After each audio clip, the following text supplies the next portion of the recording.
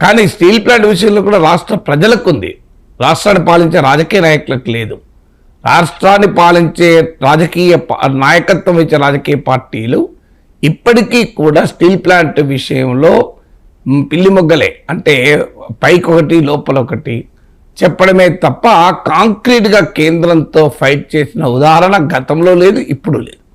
అధికారంలో ఉన్న వారికి లేదు, ప్రతిపక్షంలో ఉన్న వారికి లేదు.